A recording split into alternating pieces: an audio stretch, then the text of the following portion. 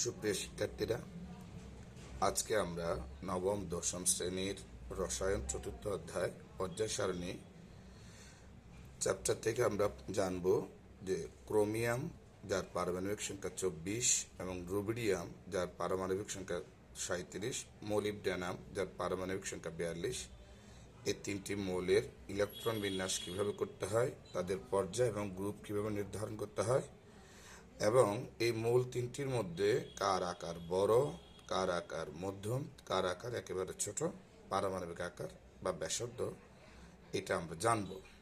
তাহলে আমরা ক্রোমিয়ামের ইলেকট্রন বিন্যাস যেহেতু একটা ব্যতিক্রম ধর্মের মধ্যে আছে, তাহলে আমরা একটু জানব।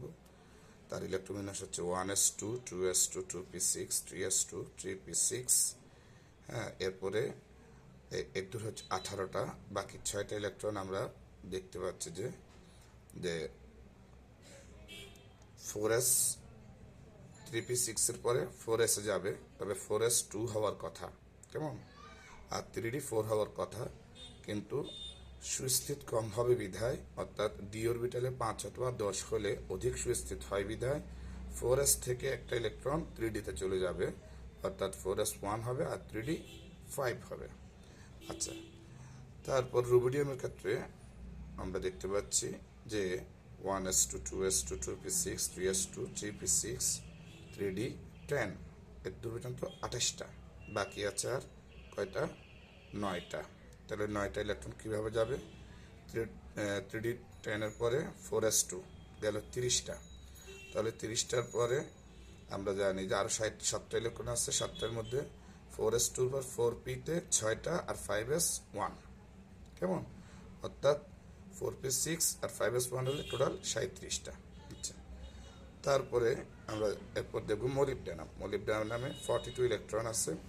তাহলে আমরা আগের মতো একদম 3d 10 হচ্ছে 28টা, 4s2 হচ্ছে 30, 4p6 হচ্ছে 36, আর আছে কয়টা, 6টা। তাহলে 6টা ইলেকট্রন আমরা জানি 4p পরে চলে যায় 5s এ, কেমন, তাহলে 5s2 আর 4d 4 হওয়ার কথা, কিন্তু সুস্থিত কম হবে বিধায় 5s1 হবে, 4d 5 হবে। আচ্ছা, এটা গেল ইলেকট্রন বিন্যাস। এবার আমরা জানবো এটার পর্যায় কত, গ্রুপ কত, কিভাবে নির্ধারণ, যেটার সর্বশেষ কক্ষপথ হচ্ছে তার পর্যায়। তাহলে পর্যায় 4 গেল। আর যেহেতু এখানে সর্বশেষ আমরা দেখতে পাচ্ছি ডি তে 5, s1, ডি এবং s এর ইলেকট্রন যোগ করলে হয় 6, গ্রুপ হবে 6 গেল। এখানে সর্বশেষ কক্ষপথ দেখতে পাচ্ছি আমরা 5s1, তাহলে সর্বশেষ যদি পির পরে যদি এস থাকে, পির পরে যদি এস থাকে, তাহলে এস এর ইলেকট্রন সংখ্যা হবে তার গ্রুপ। এটা হলো নিয়ম 2। এরপর নিয়ম 3, এটা আবার আগেরটা নিয়ম, এটার মতো। তাহলে এখানেও দেখা যাচ্ছে 4d5, ডি পরে যদি এস থাকে, তাহলে ডি এবং এস এর মোট ইলেকট্রন সংখ্যা 5 একে 6, মানে গ্রুপ 6, আর পর্যায় হচ্ছে 5, মানে 5 নম্বর কক্ষপথে গেছে বিধায় পর্যায় 5, এটাও পর্যায় 5। তাহলে আমরা পর্যায় নির্ধারণ করলাম, গ্রুপ নির্ধারণ করলাম। এবার দেখব আমরা কার আকার বড়, কার আকার ছোট। আমরা দেখতে পাচ্ছি এখানে রুবিডিয়াম এবং টেকনিশিয়াম, মোলিবডেনাম, এই দুটি মৌল, রুবিডিয়াম এবং মোলিবডেনাম 5টি করে কক্ষপথ আছে। আমরা জানি 5টি করে যার কক্ষপথ থাকে সে অবশ্যই বড়, অর্থাৎ পর্যায় 5-এর মৌল বড়, পর্যায় 4 অপেক্ষা।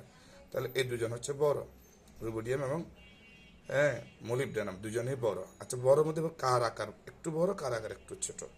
আমরা জানি এখানে রুবিডিয়াম বামে অবস্থিত, মোলিবডেনাম ডানে অবস্থিত, একই পর্যায়ের, মানে পঞ্চম পর্যায়ের বামে রুবিডিয়াম পারমাণবিক সংখ্যা কম, ডানে কি মোলিবডেনাম পারমাণবিক সংখ্যা বেশি।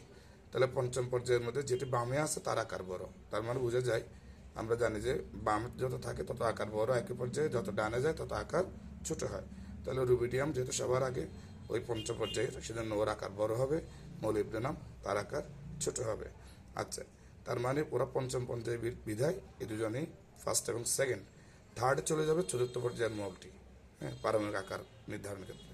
তাহলে আমরা বুঝতে পারলাম যে পারমাণবিক আকার ক্রম হবে রুবিডিয়াম সবার চেয়ে বড়, পঞ্চম পর্যায়ের মৌলে 1 নম্বরে আসে বিদায় গ্রুপ 1-এ, আর এটা পঞ্চম পর্যায়ের গ্রুপ 6-এ আসে বিদায় ও ডানে বিদায় ওর আকার মধ্যম, আর একদম এটা চতুর্থ পর্যায়ের মৌল বিধায় ওর আকার হবে একদম সবার চেয়ে ছোট।